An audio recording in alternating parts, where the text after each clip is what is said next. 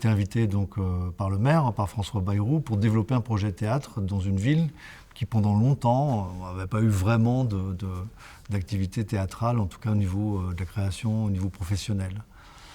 Et puis l'imaginaire de Pau, qui est une ville qui est très liée dans son imaginaire collectif à Henri IV, c'est-à-dire à la France, quoi, la naissance de la France, hein, le Pont Neuf, tout ça, enfin, je ne sais pas comment dire, c'est les belles lettres, enfin, ça commence là, la France, donc ça commençait à Pau. Et puis, dans mon expérience de pédagogue, de metteur en scène, parce que moi je m'intéresse aux textes contemporains, bien sûr, mais aussi aux textes classiques. Et donc j'ai monté du Molière, pas mal, du Corneille.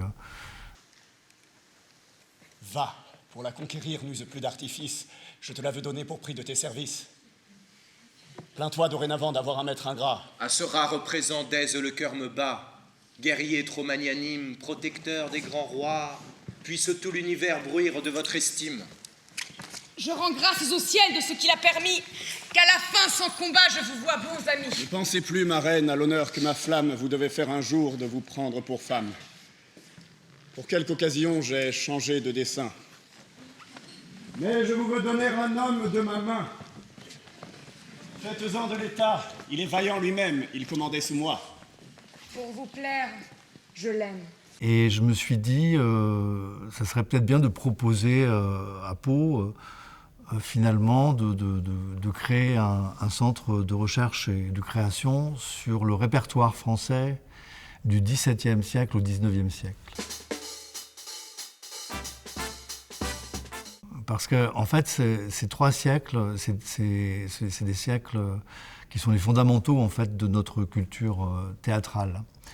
Et la politique de l'État, durant les 30 dernières années, a développé tout ce qui était de l'ordre du théâtre contemporain, on va dire. L'écriture contemporaine, les croisements des formes, etc. Donc ça a été l'action principale de l'État. Et là, de par mon expérience, en tout cas avec les étudiants dans les écoles supérieures d'art dramatique ou avec les jeunes metteurs en scène, je m'aperçois qu'il y a une sorte de méconnaissance, en fait, de cette culture-là, de cette culture fondamentale.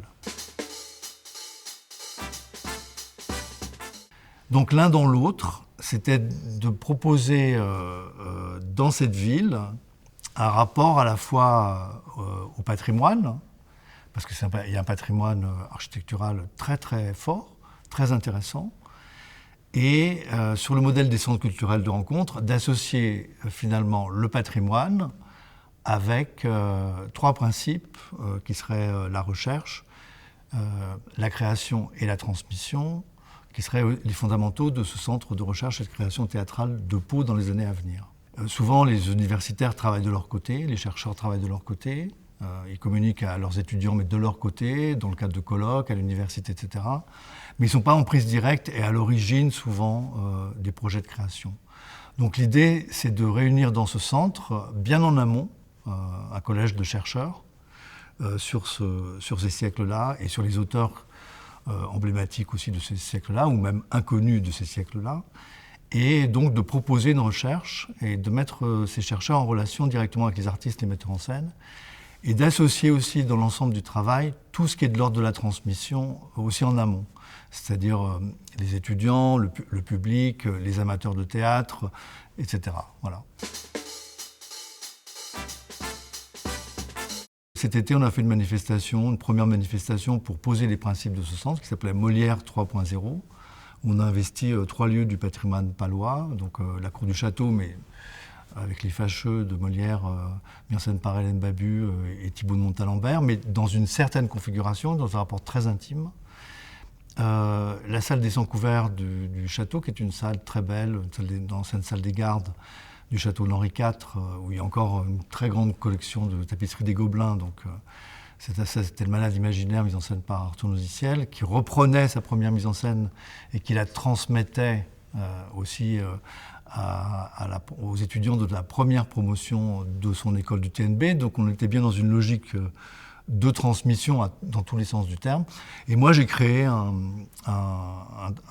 Don Juan A4, c'est-à-dire avec 4 acteurs que j'aime beaucoup, aux théâtrales italiennes, mais en inversant le rapport, puisque les théâtrales italiennes n'étaient pas construits au XVIIe siècle. Ça n'existait pas, ils arrivent qu'au XVIIIe. Et donc, en mettant les spectateurs sur le plateau et en leur proposant de voir finalement ce qu'ils verraient s'ils arrivaient au XVIIIe. C'est moi qui ai vu monsieur, la première. Si vous avez la première, il m'a vu la seconde et m'a promis de m'épouser. Non, non, c'est moi et non pas vous qui l'a promis d'épouser. À d'autres, je vous prie, c'est moi, vous dis-je. Vous vous moquez des gens, c'est moi. Est-ce que vous lui avez promis de l'épouser?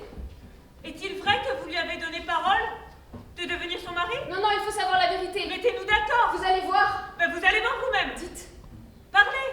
Que voulez-vous que je dise? Ce centre, c'est de la création, on va dire, contemporaine à partir du répertoire classique. Voilà. Et c'était très, très intéressant ces 4 jours où tout d'un coup il y a une centaine de personnes qui étaient réunies à Pau, entre les chercheurs, les acteurs, les techniciens, les observateurs. Et ça a très bien fonctionné aussi avec le public. Donc on a vu qu'il y avait un intérêt véritable. Que ce n'était pas juste une idée comme ça de faire un centre de création de plus. L'idée c'était d'en faire un unique en France, qui n'existe nulle part ailleurs, et de lui donner vraiment une personnalité très très forte.